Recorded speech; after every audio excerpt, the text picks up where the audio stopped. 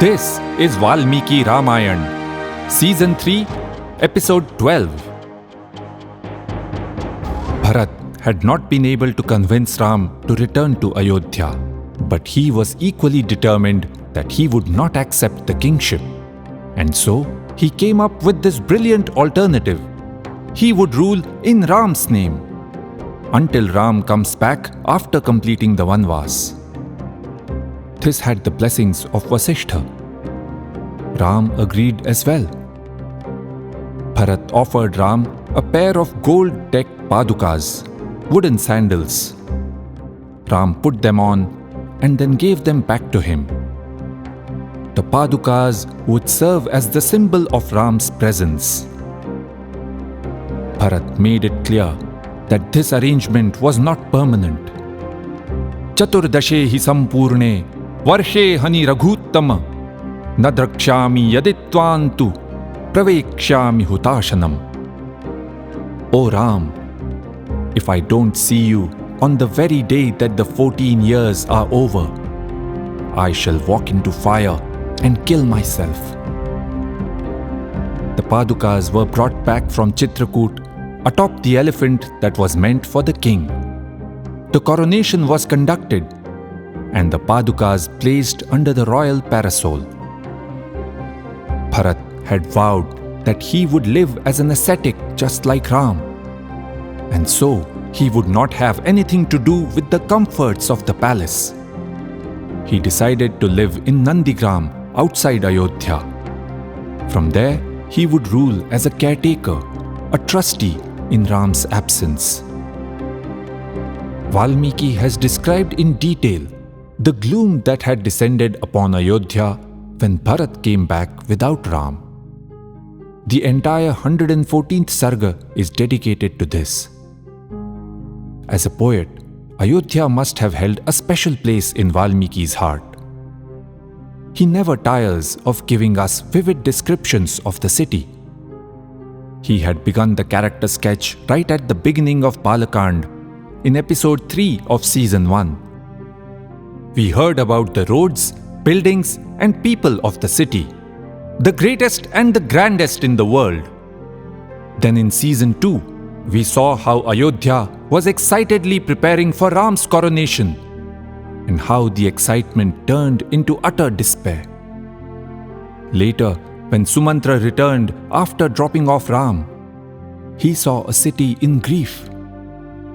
And then Bharat witnessed what the added sorrow of Dashrath's death had done to the city. Now, when Bharat came back from Chitrakoot, Valmiki says that the once vibrant city was deathly silent. She was heartbroken and in tears.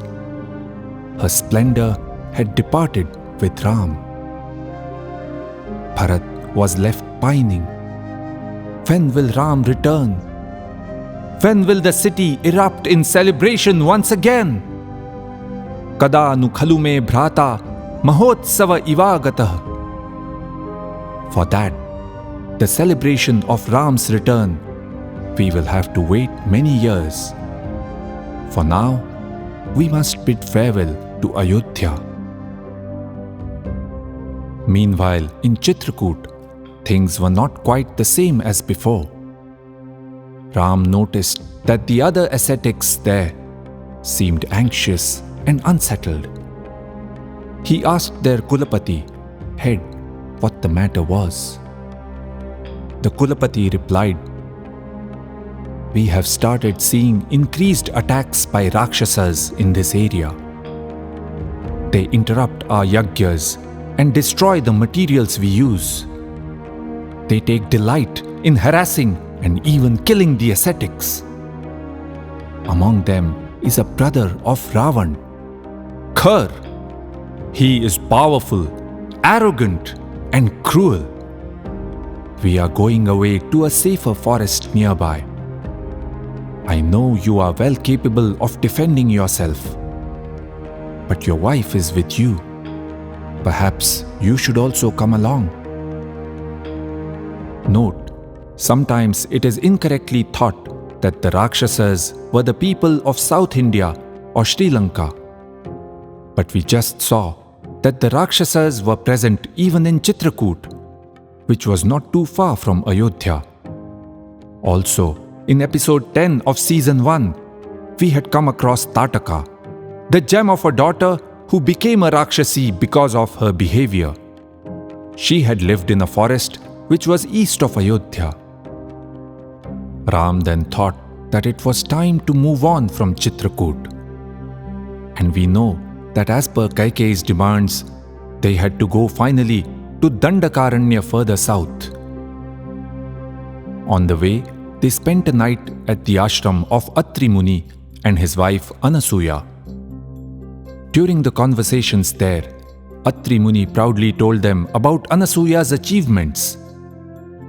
Once a drought had ravaged this land for 10 years.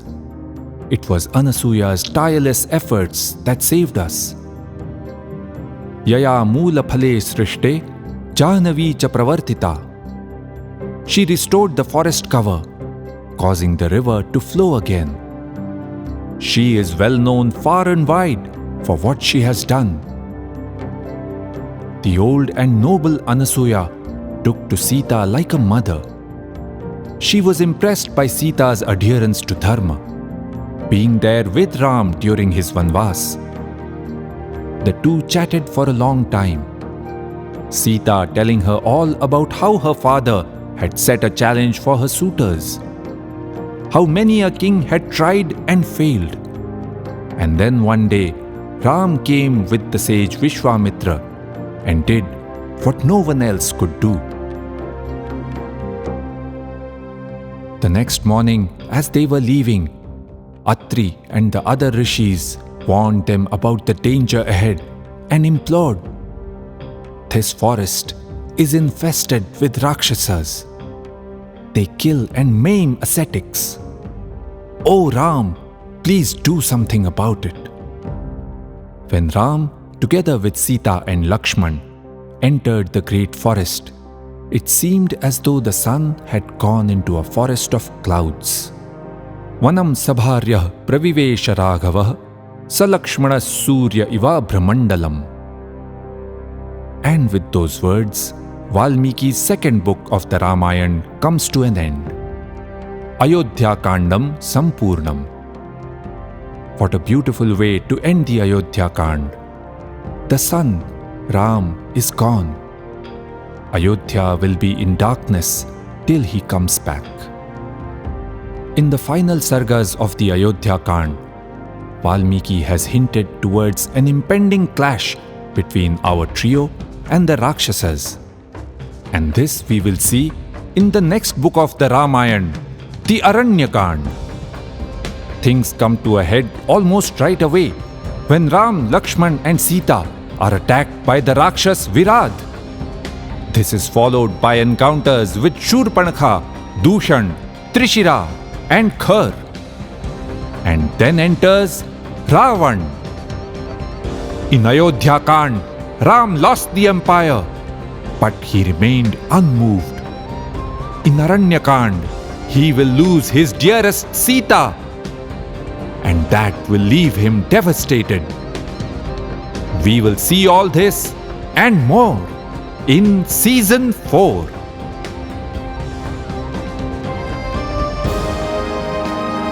Iti ha asa. That is how it happened.